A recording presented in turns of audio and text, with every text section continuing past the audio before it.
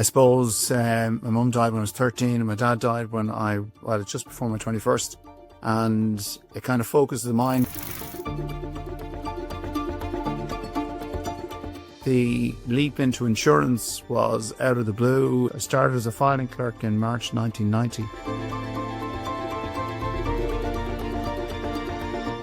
11 years later, myself and my partner, we bought out Tom & Connor completely. That was the initial start, and I get up with Monday to Friday, I get up with huge enthusiasm. Staff with me then are with us today. Brilliant people. Nobody had a salary reduction all the way through the recession. All of the staff, certainly, it was different for ourselves, but none of the team did. We didn't lose any staff. So I'm absolutely proud to say that some of my best clients are my oldest clients, but the logics were we had 100% retention level, but you have to be able to afford yourself the time to have that conversation, because their cousin, sister, brother could be the very next €800,000 account. The hardest thing was making the decision to accept the offer. That when I started in 1990, that it's hard to believe 35 years later, this is where I am, and as I say, that's what I'm proud about.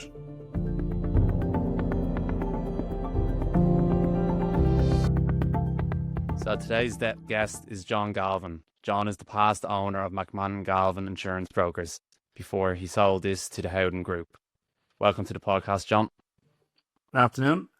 So, John, I know you got into McMahon Galvin by buying it, but can you maybe take us back to your early childhood, education, and the career which ultimately led you into buying McMahon Galvin Insurance Brokers? Well, I never thought of being in insurance, I can tell you that. So I was born in County Wicklow and still live here in a small seaside village, and I'm an only child of Louis and Aileen. They both died when I was young, and I suppose my mum died when I was 13 and my dad died when just before my 21st. And it kind of focuses the mind, because I have one relative, my dad's sister, who's still alive, and she's 100 now, in about 6 months' time, please God. So it kind of it changes your perspective about where you're going to go, So when my mum passed, my dad was always he was in the Switzer Group, and he was always on the sales side of things. So, what do they say? Apples don't fall far from trees. So, as a result, kind of, I had that I suppose that confidence of meeting people, and sales probably might have been a little bit easier for me. So, I suppose during kind of 5th year and 6th year in school, my dad, when he had retired from Switzer's, he bought a jewellery store actually in Dunleary. So I worked in that kind of behind the counter with your claddagh rings and your bits and pieces over the summers. And then when it came to doing my leaving certs, in the mid-80s, do you want to go to college, or what do you want to do? And sure, I was hungry to get out there, and that was it. So my dad, I suppose our ultimate goal, because it was only the two of us at the time, was to buy a pub. And we kind of planned to buy a pub in Bray, actually. I pass it now and again. I always think about it. And in the interim, while I was only 17 and got used to kind of growing up, we bought a fish shop in Greystones. So I finished my leaving cert on the Thursday, and I started in the fish shop on a Tuesday, because in the fish industry, the market's closed on a Monday. So I started on Tuesday morning at 6 o'clock in the morning, and buying the fish in the markets I had a month's trade in from the previous owner, and I basically bought fish in the markets at 6 a.m., brought it back to Greystones, filleted it, sold it to the retail base in Greystones, and fruit and veg as well. And we did that. That was basically a plan for 3 or 4 years. And then we would go on to a pub. And my dad died in 1990 with a short illness. And we had sold the fish shop at the start of 1990. And the plan was to move on to the pub then. And it just never happened. So I certainly got a business education, I can tell you, over the 3 years between dealing with hoteliers, members of the public, rates in the markets, flipping prices you're paying for a box of fish loaded with ice and no fish in it at all. Every trick you could get was going on. Like, it was mad in those days where even going into the markets in the morning, you were the only one stopping at traffic lights. Everybody was going through and it was chaos. So, the leap into insurance was out of the blue. In one of my oldest friends was Tom Galvin. We went to school together, and his dad had an insurance brokers in Amiens Street, McMahon Galvin, and he said, "Would you ever think about getting into it?" And I started as a filing clerk in March 1990, literally filing files in an old basement filing room, and that was where I kind of started and loved it. I suppose I have certain interests, cars being one of them. So when you're insuring cars all the time, you know, it's a natural fit. And when you can remember a customer's car or what they did the last time they spoke to you, you know, it's a confidence that they see, and it helps encourage the business. So I remember fondly, and it just developed from there. And I was very lucky to have the mentor in Tom Galvin Senior, and the way he showed myself and my partners how to be a proper insurance broker.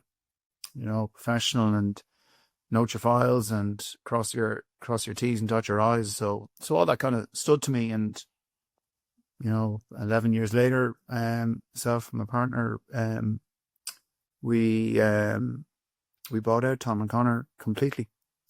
So that was the initial start. And like 2001 even was a topical year. I got married, the Twin Towers fell, you name it. It was chaos. An insurance company collapsed in that year as well. A month before my wedding, I remember an insurance company we did a lot of business with collapsed and caused chaos. So these were all the challenges that was put to me. But that's the initial stage.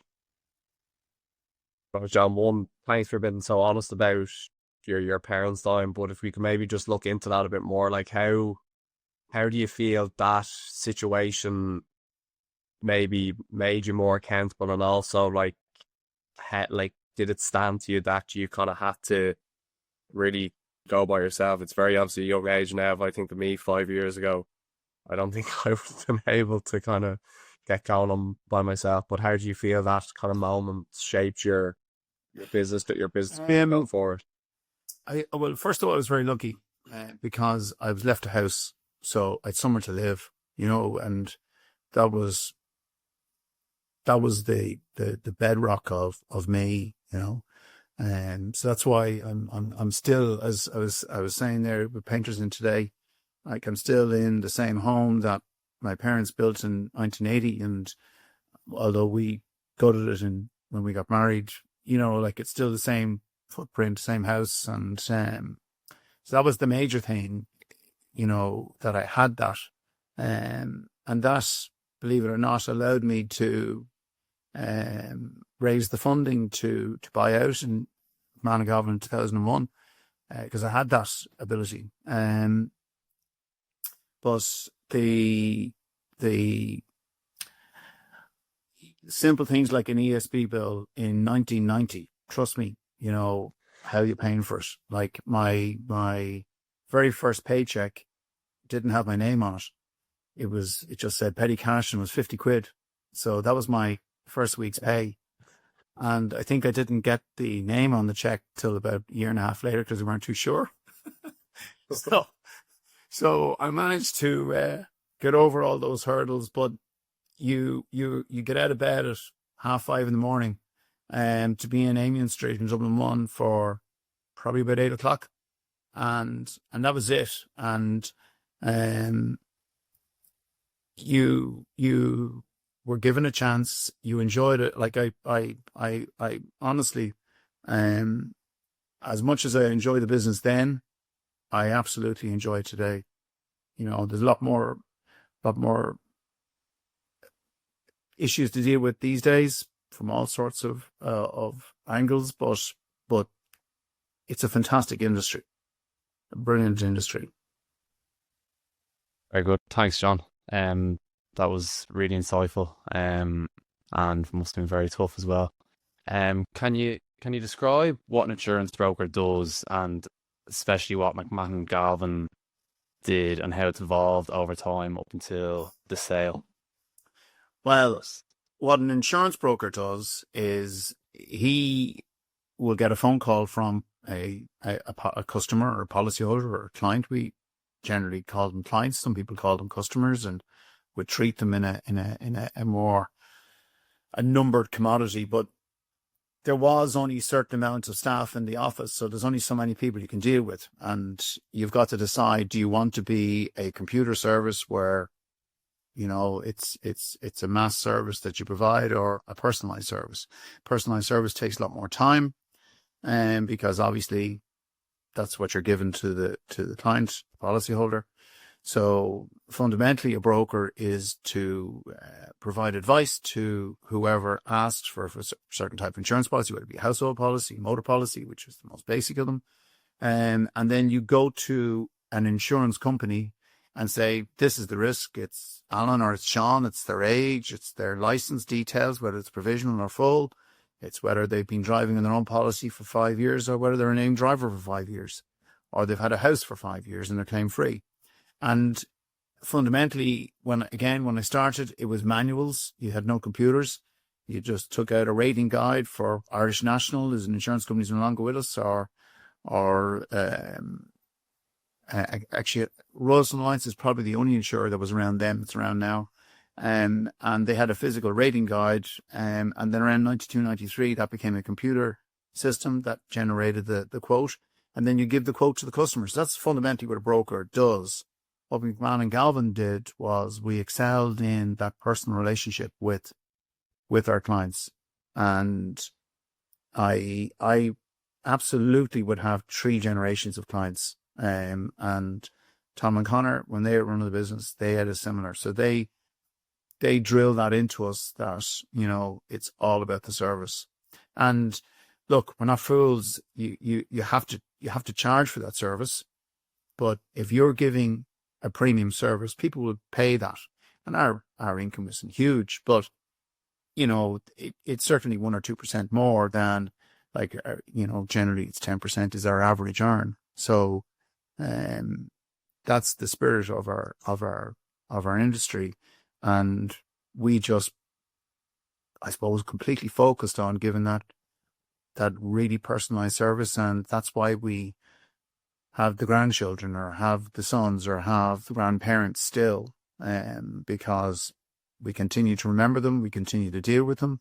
And I'd like to be proud of all of the guys in the office would give that level of service. Very good. And from a revenue point of view, so do you charge your clients, or do you get a percentage from your insurance company, or how does... Every insurance policy has a commission built into it. Okay. And there's different models. You know, like some of the big corporates will, you know, no different to any industry, will charge a fee per hour, because it could be God knows how many working on a particular large infrastructure project. But generally, your motor or your household policy is earned on a commission. So that commission could be anywhere from, as I say, 5% up to 10 or more, depending on the speciality of the policy. But your general house insurance and your motor insurance, the bread and butter, they're the average ones. And we would charge we might charge an annual fee. You'll see that maybe 20, 30 quid, depends over the years as it changes. But that's how you make your earning. You know, your average, you know, accounts aren't difficult to see these days, and our average earnings were 10%. Very good. John, could you walk us through kind of a brief timeline on how McMahon Galvin's involved? So say if we go back to 2001 and to whenever 2021 or 2020 when you sold it, could you like maybe talk us through like how the staff numbers grew, client numbers, revenue, stuff like that? Yeah. So 2001, obviously we did the deal with Tom and Connor, but I think the country kind of turned the corner around 99, 2000. Yeah. You know, there was technology was coming out. There was a huge amount of enthusiasm, from a business point of view in the country. And thankfully we were best placed. We specialized, the history of the company kind of specialized with building contractors, the building industry. So whether you were building contractors or groundworks contractors or carpenters, plumbers, or anything to do with those services, we seem to have quite a percentage of that business. And there was a construction boom, as you know, and we I suppose when we did the deal with the guys in 2001, we just went hell for leather, working 8 hours or 8 days a week, and obviously we'd loans, we wanted to get them paid back, and we pushed on, and that was kind of once you get that train rolling, you know, you start to pick up business, because if you like, I suppose the most important thing for me is that there's no point in taking on new business if you're losing the people you started with. So I'm absolutely proud to say that some of my best clients are my oldest clients. Some of my newest clients are clients I will have, please God, for 30 years if I've lasted it, because, you know, I believe that what we've done for them and how they see the insurances now, to be proper order, and it's then, even though there's a cost involved, it's an enjoyable experience that at least we know it's transparent and we can see where our money is going, and they have trust in you that if something happens, you're at the end of the phone or there right beside them in the kitchen when you're talking about what burnt down the night before. So the business just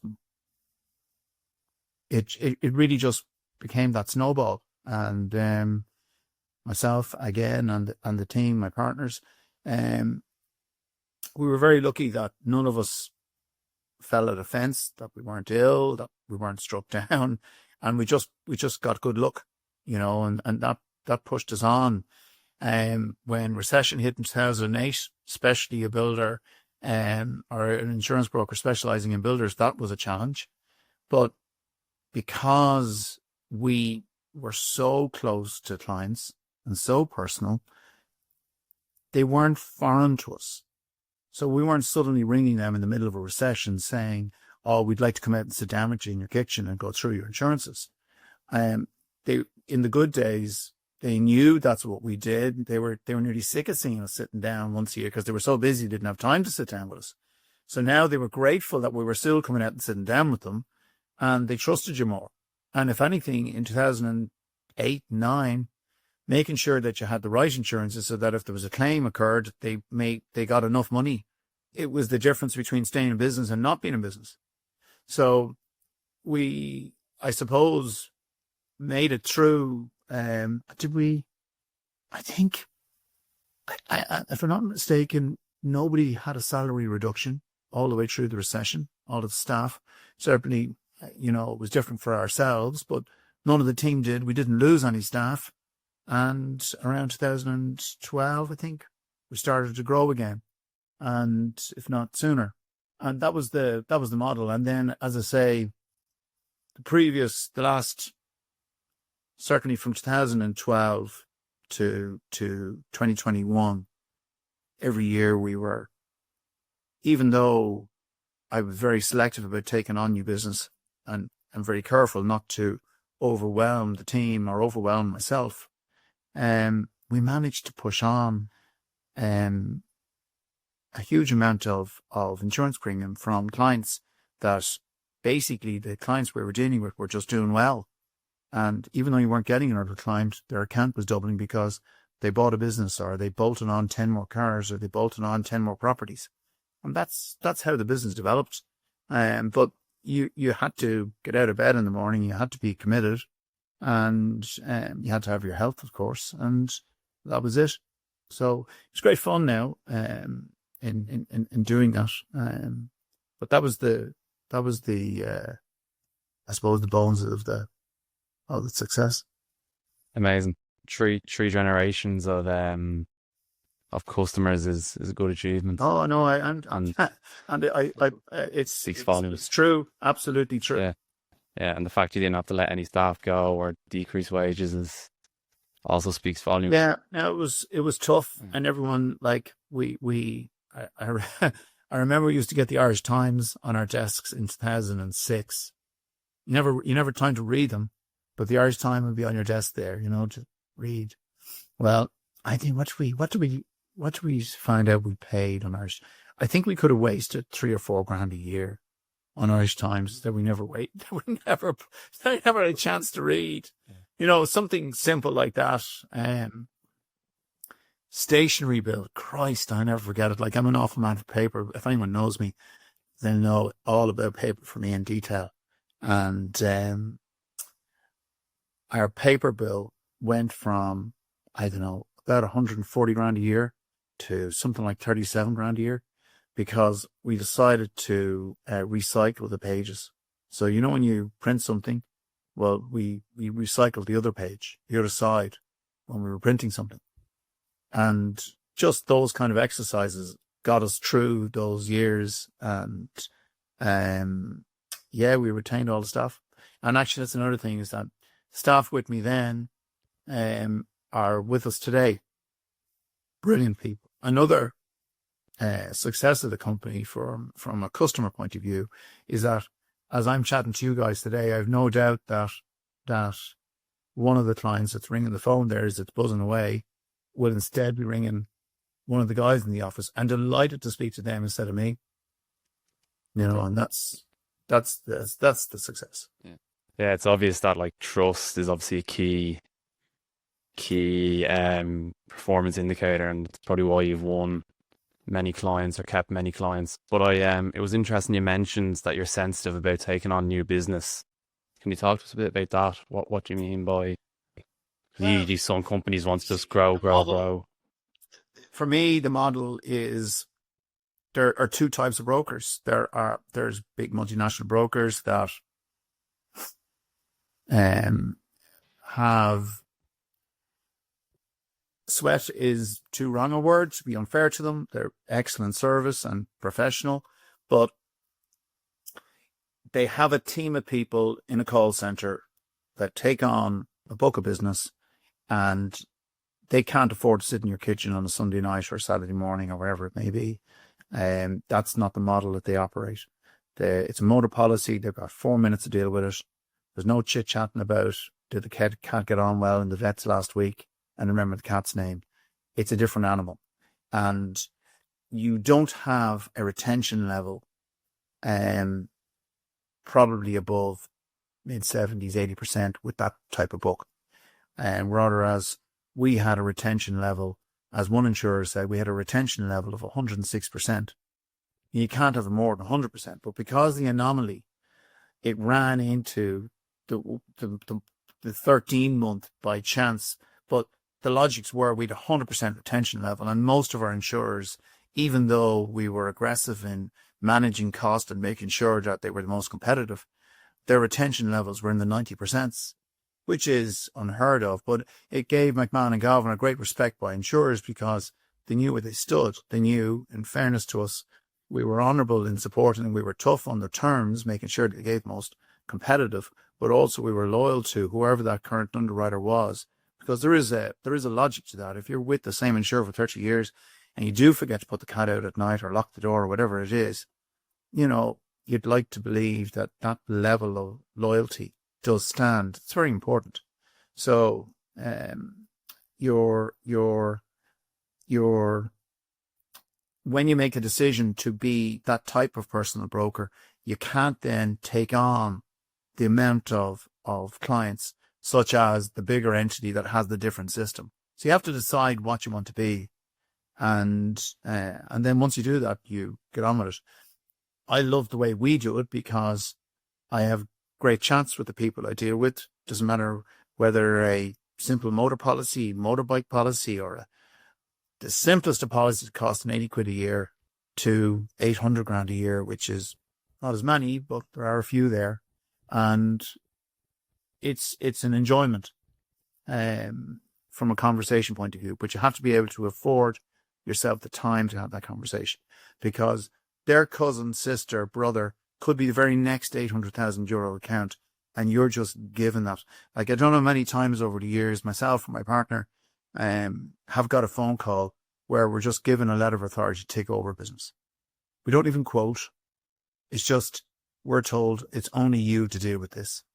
And that's it. And that's a huge compliment. So that's the model. And I suppose that's why I would be selective. You've got to be careful that you have the capacity to do it as well. And they need to have a break. So in that selection process, then what would be some of the key characteristics of a quality customer that you would take on, or that's worth your time? How long is a piece of string? You don't really kind of, I don't. I can only speak for myself. It's really, look, again, I'm lucky that the book of business I look after, every one of them are fantastic people. They all challenge you. Business.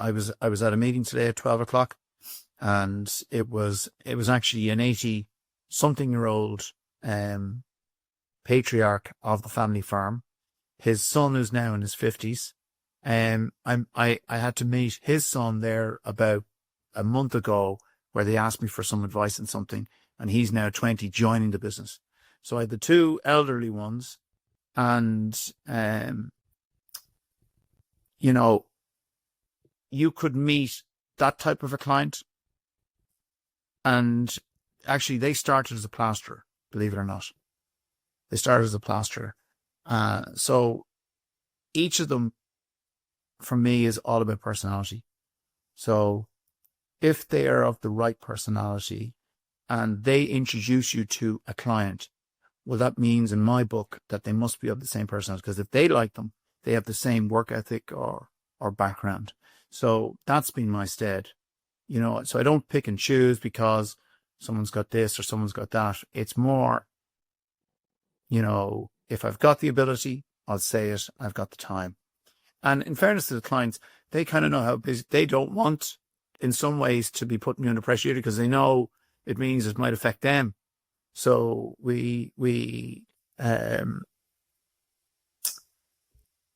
I think there wasn't a formula.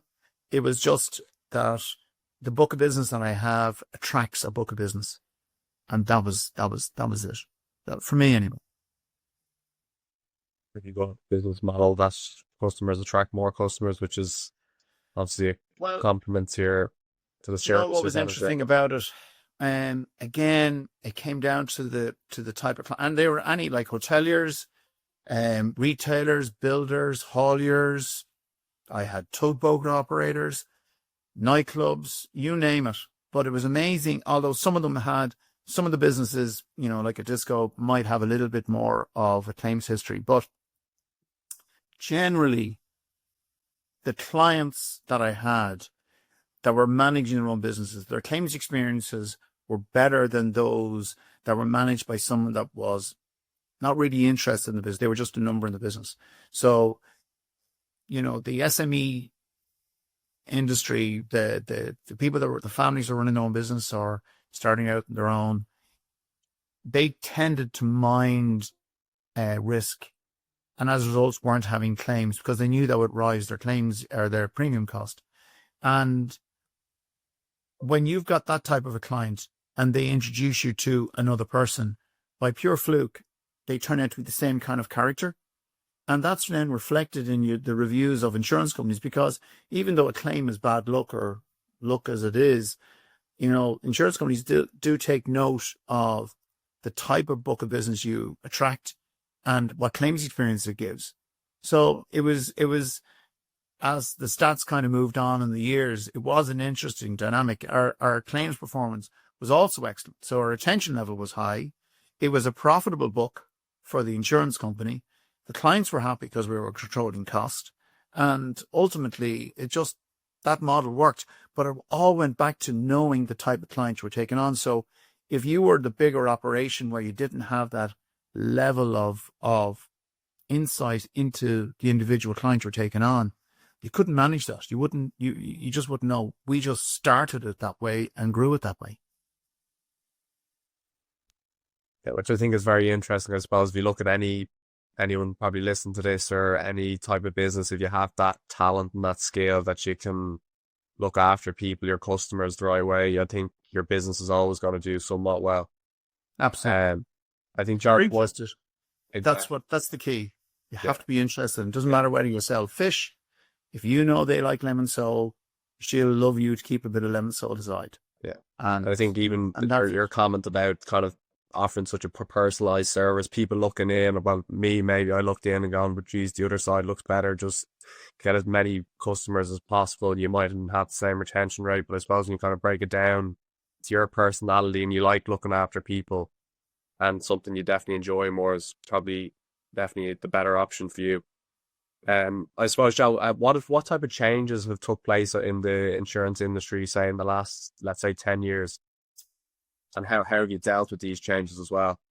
That's probably been the biggest challenge. So again, because we were brought up in what I believe to be how your business should be done, from Tom O'Connor's day, we were always all about the detail, all about making sure everything is correct, making sure the client gets advised of what you advise the insurance company. So if you rang me to do a substitution of vehicles, I sent a letter to you in the post and I sent a letter to the insurance company, so that if you gave me the wrong vehicle, you would know on the letter, and mistakes happen. But what we tried to do was educate the clients. We tried to give them more than what the competition gave you in information so that you could see it. So in the early days, we were one of the few brokers that when you sent out an invoice, we would always give you a single page schedule of your cover. So it demonstrated what car was insured. And I'm just using car as an example. What car was insured, what drivers were on the car, what cover was on the car, what was the registration of the car. And that meant if there was something, and it was a plain page to look at. You just look at it instantly, you see, oh Jesus, Sean's not there or Alan's not there. And they would ring you. So that was a brilliant avoidance of an incident at a later date where there's no cover. You went out of your way. So that was the school of thought that we were brought up in. And the industry, unfortunately, in the early days, didn't have that system. Maybe not because they didn't have as many computer systems, they didn't invest in those kind of that new technology to assist there. But we had, and that was the process that we managed. The industry then had to update itself and it had to be better. So the regulation from the central bank came in, compliance, in 1990, I walked from being a fishmonger into an insurance broker's. And if I was allowed, I could have rang either of you to do a substitution on your car insurance. There was no training to that. It was the trust of the owners of the brokerage of the firm to put you onto that phone. Now you have to do X amount of hours training every year and upskilling, which definitely, even like I was 35 years in the industry earlier this month, and I absolutely do value those hours of training that I do now every year, because it does remind you about a certain topic, and that's the spirit of it. So compliance, regulation, and the documentation that you've got to issue to the clients has all dramatically changed now, and it's all about making the policyholder aware of their covers, something that we did as a basic thing years ago. But now, even though we still do our simple, basic single page, we attach maybe 14 pages to something that is with our original page as well. And that's been a huge change. Markets have come and gone, but generally we still have the same. There's probably 40 or 50 insurance companies that would provide us with regular terms at the moment. I'm probably being unfair, it's probably more, but it certainly feels like that, even though you might only know 14 or 15 of them from the general public. But, certainly the regulation and the compliance has been the biggest change for me. Very good. So I suppose a business that's been in business since 1970 with all that customer retention, Yeah. going to bring a lot of recurring revenue. And I know private equity firms and bigger firms love those kind of businesses. Can you maybe take us into how the acquisition came about, John? Was it up for sale, or did someone approach you, or? Yeah, so we never went looking.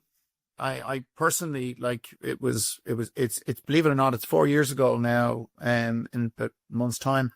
And I never went looking. In fact, we avoided it, because first of all, it's an acknowledgement you're getting older and you don't want to be thinking like that.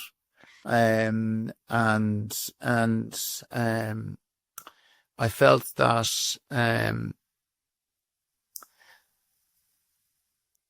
I enjoy what I do. I really do. My partner is the same as myself. The two of us have been very fortunate in the business that we have. It provides a great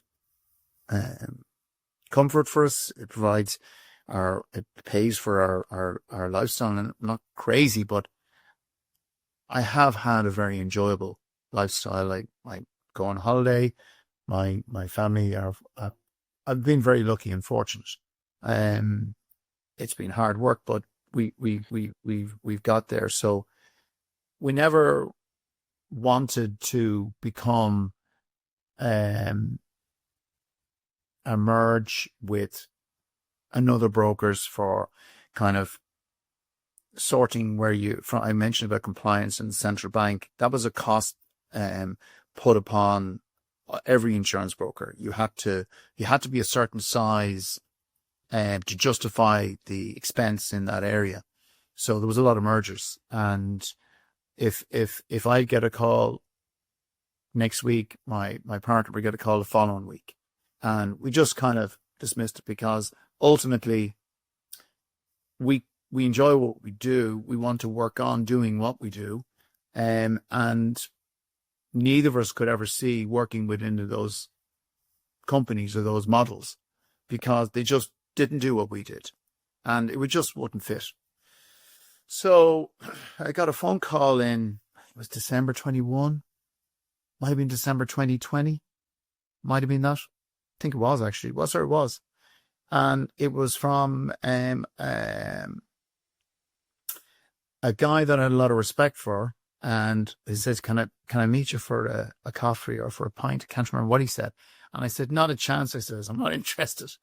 And he's of a certain character that, not that he kind of pushed, but the way he goes about himself is the right way. And I said, feck it. At the time I was a 50% shareholder. I have to be responsible for my partner as well. And I said, look, come on, we'll meet. And I remember the first thing I said, look, I'll be honest with you, I don't want to stop doing what I'm doing. And their model is that we don't want you to stop either. Yes, we want to buy your shareholding, but we want you also to be a shareholder in the new business. Yeah, that's part and parcel of it.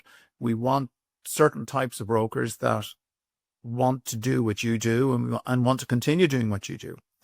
And I have to say, that individual was the only guy that I would have done this with. In fact, and naive as this is, they were the only company we would talk to. We never, for years, we batted people away, and this was just the right fit. And it gave you a lot of certainty in the future. If anything happened to me or if anything happened to my partner, you know, there was the clients were going to be looked after, because I couldn't take over 100% because I was already managing a substantial book of business, as was my partner, and you had to be respectful of that. So, you know, you would think of things like that. And then, look, I was fortunate to meet the company and group that I did, the personality, that was the CEO of that group. And I have to say, it's 4 years now.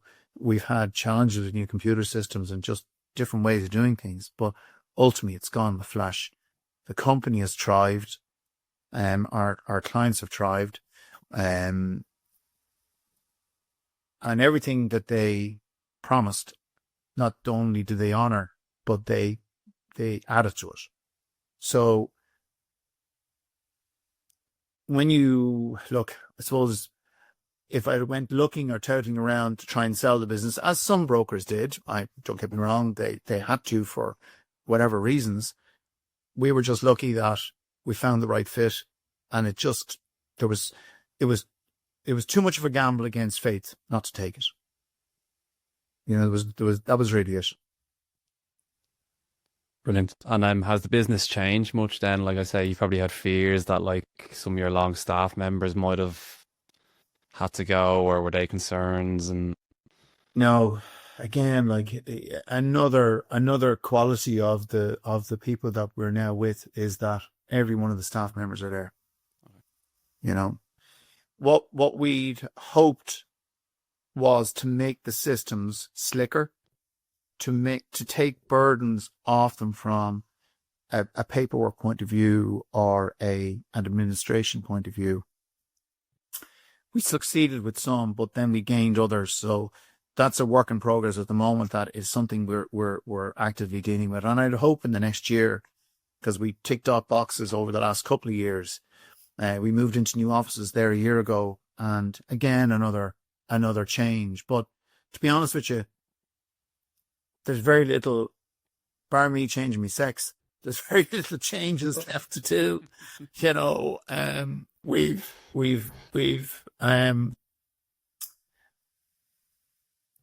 starting to hone in on the smaller detail now, and if over the next year I can close those bits and pieces down, I think it'll turn back to being a lean, efficient machine it was when it was a much smaller company. Because like bigger ships turn slower, you know, and when we were, as we were a company of 25, in the end, we would make a decision on the staircase at 7:10 in the morning, and you could feel the ship turning by 8:10. And that was the impact of being a smaller animal, you know, and kind of getting used to the change of being part of a bigger machine was a challenge for all of us, especially myself and my partner. But to be honest with you, there's a huge amount of advantages.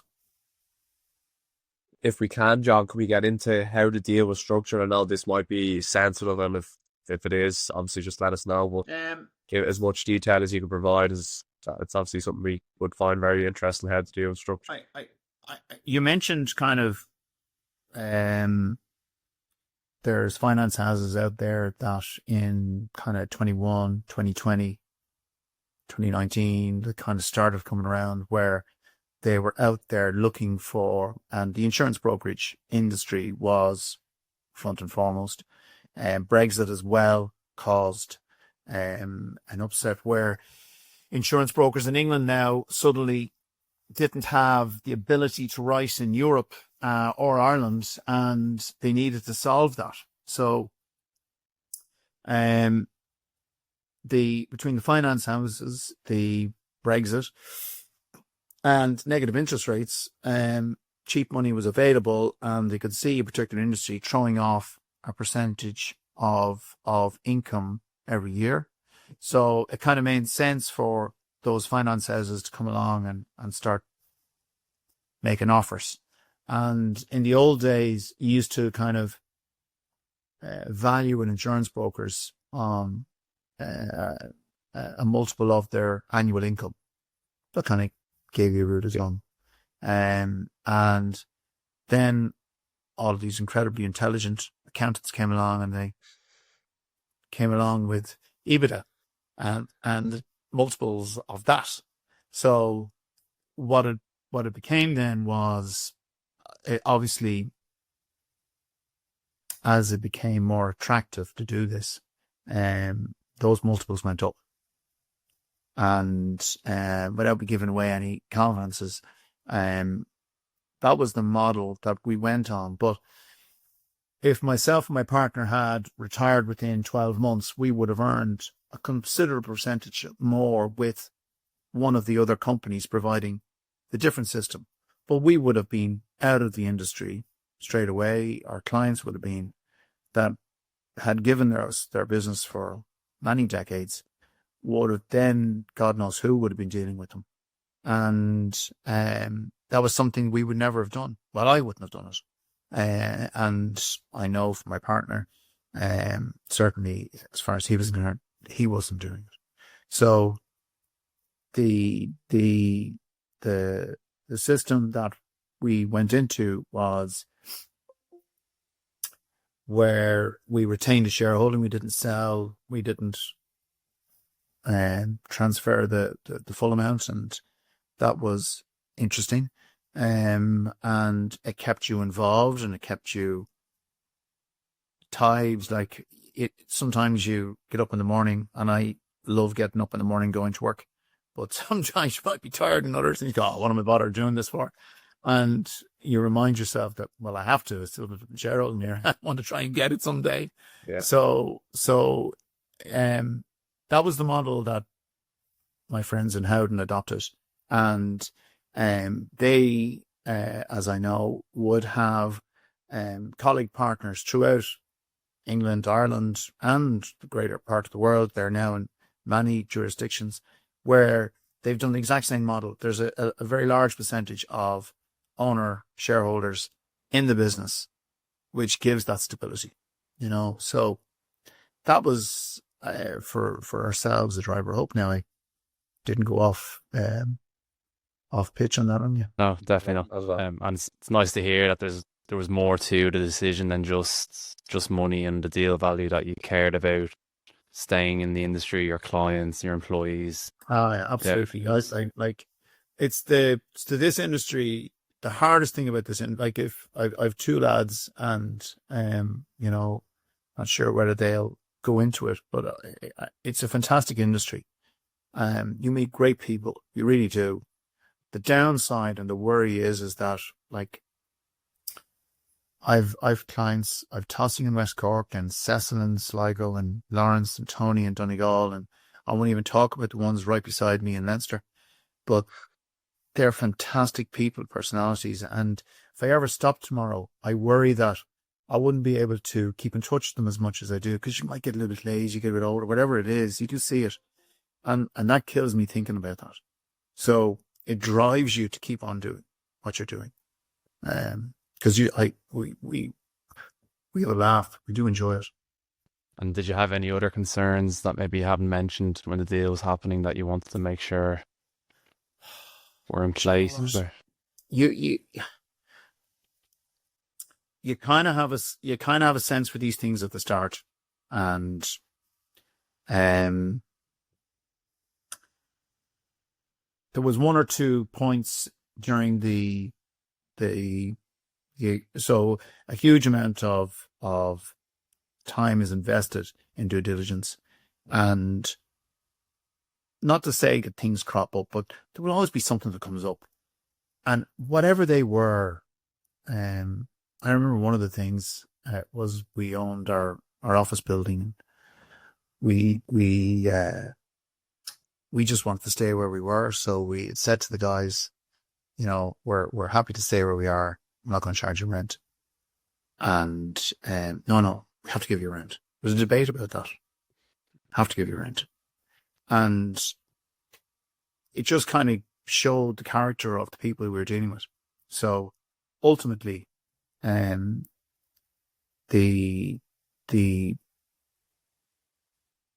progress of the due diligence was an example of how things are probably going to be after it's all done. And that has been the case. As I said to you, very honourable, very proactive, good bunch of people, all pulling the right way, just nice personalities and trying to replicate what we did on a smaller scale, but now on a much bigger scale and be known for that. So that's the objective. So, yeah, that's my experience so far. So, like, you sold the company. On the personal side, how does it feel when a big company wants to come and buy your business? Like, how obviously very satisfying for yourself to kind of get to that Now, moment. if you do something right, doesn't matter what business you're in, if you're doing something right, and because you're doing the right, you're making money, and it doesn't take much to find out whether you're making money these days with accounts and etc. Anybody's going to buy your business. So obviously I'm proud that someone would be interested. But for years, as I said to you, people knocked on the door and would ask us would it, and it was never, and wouldn't, be dismissive, but fundamentally it just wasn't for us. And I'm incredibly proud that our business remains at the peak of being a well-regarded insurance brokerage. And even though it's part of the bigger group, our fellow partners now have a much clearer picture of how we do our business and admire it. And I'm very proud of that because, they can see in the same way that myself and my partner learned from our founding partners. That's an interesting way of doing it, and definitely something that they've considered and are acting on now. So I think, look, I'm the hardest thing was making the decision to accept the offer. The minute I made the decision, I never looked back. You're always looking over your shoulders. Like the company, our company, our book of business, whatever you want to call it, has gone from success to success over the last 4 years. And that's not because I've had a sales drive or anything. It's just because you two guys have bought 2 more vehicles or 2 more properties, and I look after you. And, I'm sure, economies go up and down. We will go either way, but the company has done very well. And as I push that forward,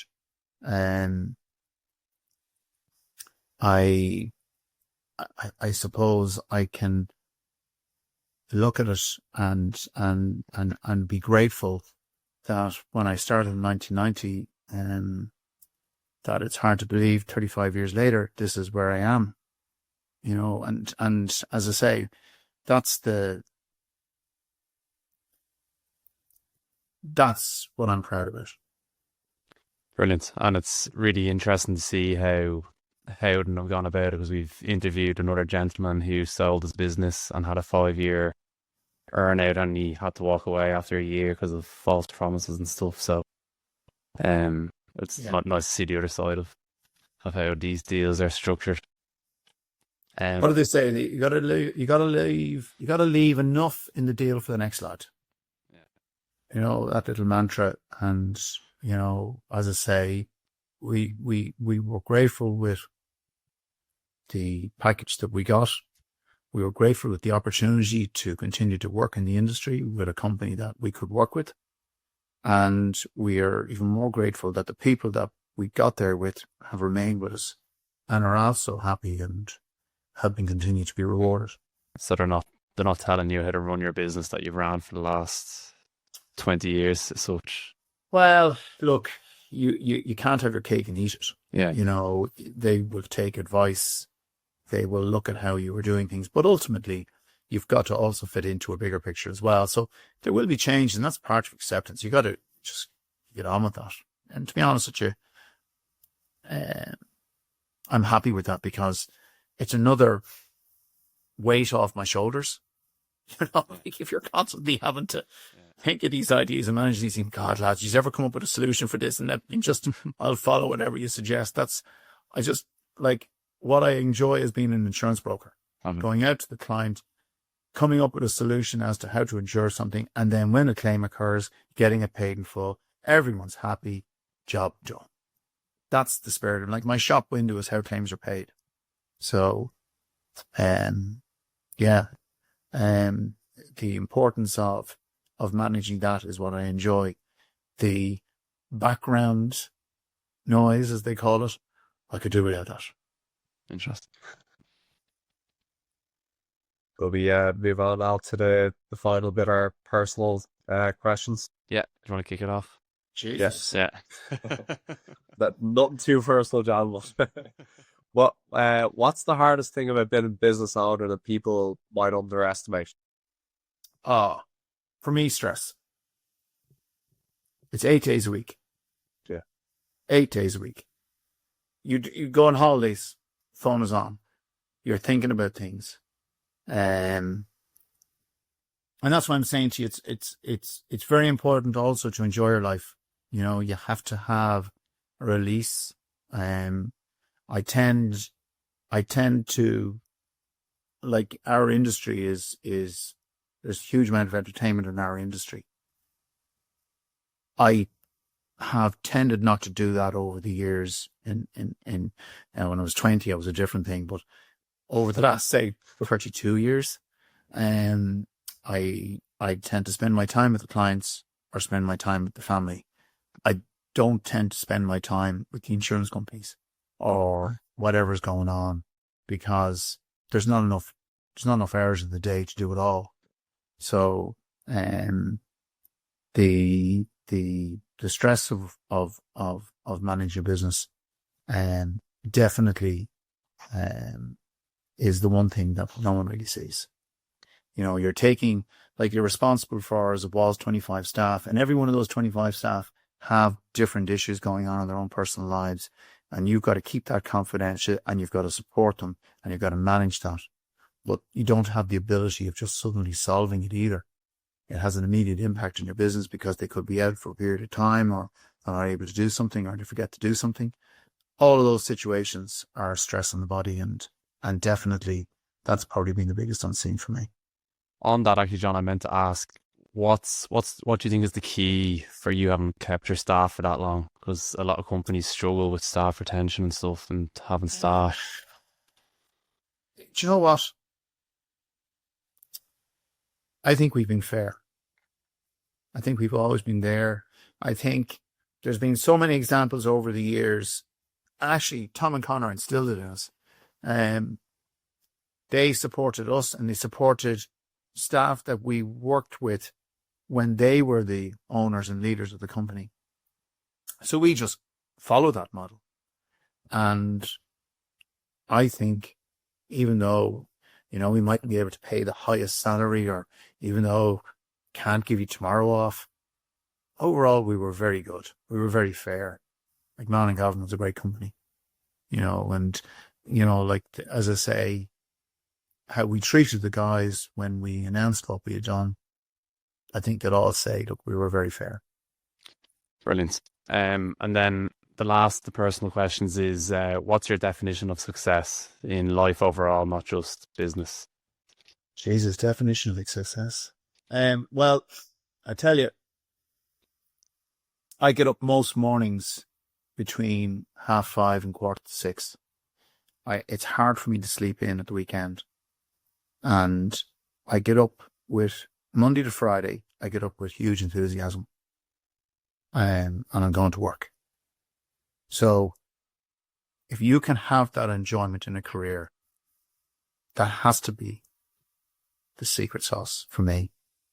You know, if you are happy to be working the road, whether you're going to Donegal or God knows what hour of the day. But if the people that you're going to meet are a source of enjoyment for you in whatever they talk to you about, that for me is a success story. Brilliant, John. That's all from us. We really, really do appreciate your time, and thanks so much for coming on.